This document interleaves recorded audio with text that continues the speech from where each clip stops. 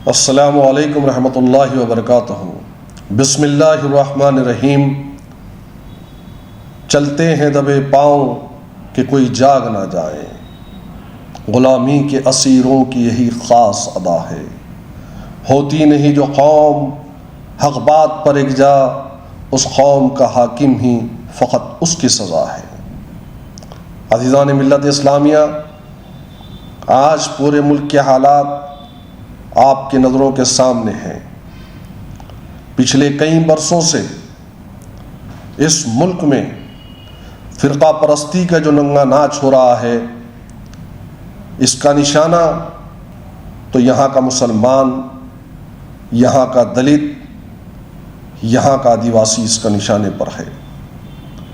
हिंदुस्तान की तारीख़ में पिछले 10 बरसों से जो नंगा नाच हिंदुस्तान की सड़कों पर हो रहा है, हिंदुस्तान की इबादत गाहों में हो रहा है, आप खुद देख रहे हैं, इसे महसूस कर रहे हैं। और हम सब्र पे सब्र कर रहे हैं। आज हिंदुस्तान के हालात से हर एक वाकिफ़ है, चाहे वो किसी जमात का या किसी पार्टी का सांसद हो या विधायक हो या एमएलए हो। लेकिन ईमानदारी से बताओ हिंदुस्तान के मुसलमानों, आज अक़लियतों की, दबे कुचलों की, आज दलितों की, आज आदिवासियों की और ख़ास तौर से मुसलमानों की अगर कोई आवाज़ ऐवान पार्लियामेंट के अंदर सदन में उठाता है तो अलहाज बैरिस्टर असदुद्दीन ओवैसी साहब है। जुल्म किस पर भी हो, आज ओवैसी साहब ये नहीं देखते कि उसका ताल्लुक़ किस मज़हब से है, उसके लिए आवाज़ उठाते हैं। आवाज़ उठाना इस मुल्क में अगर जुर्म है तो ओवैसी साहब इस जुर्म को बार बार कर रहे हैं। बताइए कि हिंदुस्तान में मॉब लिंचिंग पर किसी ने आवाज़ उठाई तो असदुद्दीन ओवैसी साहब ने उठाई। इस मुल्क में दलितों पर जुल्म हुआ, अत्याचार हुआ, महिलाओं पर नंगा नाच हुआ तो कौन इस मुल्क में आवाज़ उठाया? तो बैरिस्टर असदुद्दीन ओवैसी साहब ने आवाज़ उठाए। वो आवाज़ जो पिछड़ों के लिए उठती है, वो आवाज़ जो दलितों और आदिवासियों के लिए उठती है, वो आवाज़ जो मुल्क के सबसे बड़ी अक़लियत मुसलमानों के लिए उठती है, उस आवाज़ को दबाने की कोशिश की जा रही है, उस आवाज़ को ख़त्म करने की कोशिश की जा रही है।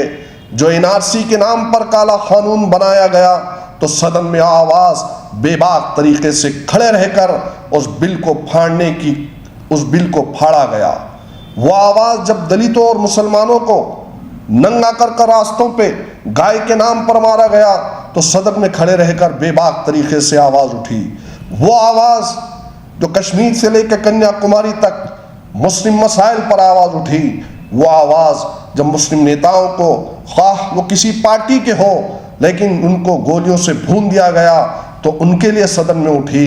उस आवाज़ को आज ख़त्म करने के लिए, उस आवाज़ को दबाने के लिए आज यही हुकूमत वक्त जो कुर्सियों पर बैठे हुए हैं वो ये समझ रहे हैं कि हम ओवैसी की आवाज़ को ख़त्म कर देंगे, दबा देंगे। याद रखो, एक खराज भी अगर असदुद्दीन ओवैसी साहब के जिस्म पर आएगी तो याद रखो हिंदुस्तान की तारीख़ का सबसे सियाह और काला दिन होगा। अब हमसे बर्दाश्त नहीं होगा। वो इसलिए बर्दाश्त नहीं होगा क्योंकि आज हिंदुस्तान में हमारे लिए कोई आवाज़ उठती है तो बैरिस्टर असदुद्दीन ओवैसी साहब है, मजलिस इत्तेहादुल मुस्लिमीन है, और हमारे ऊपर होने वाली तकालीफ की अक्कासी है, वो हमारे दर्द की तर्जुमानी है, वो हमारे ऊपर हो रहे मजालिम की आवाज़ है वो। और अगर आज उस आवाज़ को दबाने की तुम लोग कोशिश करोगे तो याद रखो इस मुल्क के अंदर सबसे सियाह और काला दिन होगा जिस दिन ये कदम फ़िरक़ा परस्त उठाएंगे। हुकूमत वक्त याद रख लो, ऐवान की कुर्सियों पर बैठने वाले याद रख लो, दहली की गद्दी पर विराजमान होने वाले बैठने वालों याद रखो कि ओवैसी साहब की जिस्म पर खराज भी अगर आएगी तो हिंदुस्तान की सड़कें इस बात की गवाही देगी कि हिंदुस्तान में मुसलमानों की एक क़यादत थी और उसी का नतीजा है कि उस क़यादत के जिस्म को खरोश आने पर मुसलमान खामोश नहीं बैठा, आज सड़कों पर है। तुम क्या समझ रहे हो? अरे आज तक हमने खामोशी अख्तियार की, आज तक हम खामोश रहे क्योंकि हमारी क़यादत ने हमको समझाया कि सब्र करो, सब्र करो, सब्र करो। लेकिन अगर उसी क़यादत को तुम ख़त्म करने की कोशिश करोगे, धमकियां दोगे, तो हमने चूड़ियां नहीं पहनी है। याद रखो, मजलिस इत्तेहादुल मुस्लिमीन एक दायरे में चलना हमको अगर सिखाती भी है तो उस दायरे को हम तोड़ भी सकते हैं जब हमारे कायदीन के ऊपर हमला होगा। दहली के इख्तिदार की कुर्सियों पर बैठने वालों, क्या आसान समझ रहे हो तुम लोग? हमको खत्म करने की कोशिश करेंगे तो याद रखो फिर कोई नहीं बचेगा। अगर हमारी आवाज खत्म हो जाएगी तो फिर कोई आवाज चीखने चिल्लाने के काबिल हम भी नहीं छोड़ेंगे। याद रखो इस बात को। लगेगी आग तो आएंगे कई घर जद में, यहां पर सिर्फ हमारा मकान थोड़ी है। अरे आज हमारी तकालीफ की अक्कासी करने वाली आवाज, हमारी शरीयत में मदाखलत होती है तो आवाज उठती है, हमको मारा और पीटा जाता है तो वह आवाज चीखती है, चिल्लाती है। हमको ख़त्म करने की जो कोशिश की जाती है तो बेबाक तरीके से सदन में आवाज़ गूंजती है। फ़िरक़ा परस्तों, आरएसएस के ज़रख़रीद ग़ुलामों, बीजेपी के ज़रख़रीद ग़ुलामों, ऐ फ़िरक़ा परस्तों और हुकूमत वक्त से भी कहना चाहता हूँ, ये आवारे कुत्ते जो अपनी आवारगी का इजहार कर रहे हैं, उन आवारे कुत्तों को संभालो। जो अवीसी साहब को फ़ोन कर रहे हैं, धमकियां दे रहे हैं, मैसेज कर रहे हैं, धमका रहे हैं। अरे हम शहीद होने के लिए न कभी सोचे थे न सोचेंगे। हम तो खुशी खुशी शहादत को गले लगाएंगे। लेकिन याद रखो, अगर हमको छेड़ोगे तो किसी को हम भी नहीं छोड़ेंगे। हमको छेड़ना नहीं, वरना हम किसी को छोड़ेंगे नहीं। बहुत सब्र हो गया है, हमारे सब्र का पैमाना भर गया है। आज हुकूमत सुन ले कि अगर हमको, हमारे कायदीन को, हमारे कायदीन के जिस्म पर एक खरोच भी अगर आ जाएगी तो हमसे ये बर्दाश्त नहीं होगा। और हिंदुस्तान की सड़कें ये बता देगी कि अगर आज कुछ हुआ है तो आवारा कुत्तों की वजह से एक क़यादत को ख़त्म करने की कोशिश की गई थी और उसी का नतीजा था।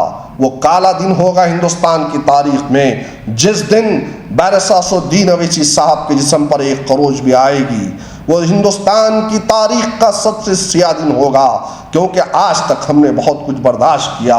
उस क़यादत को ख़त्म करने वाले सुनो, और मैं उनसे भी कह रहा हूँ, उन तमाम से कह रहा हूँ, मुस्लिम रहनुमाओं से, क्या आज़म खान के लिए आवाज़ उठाना गुनाह है?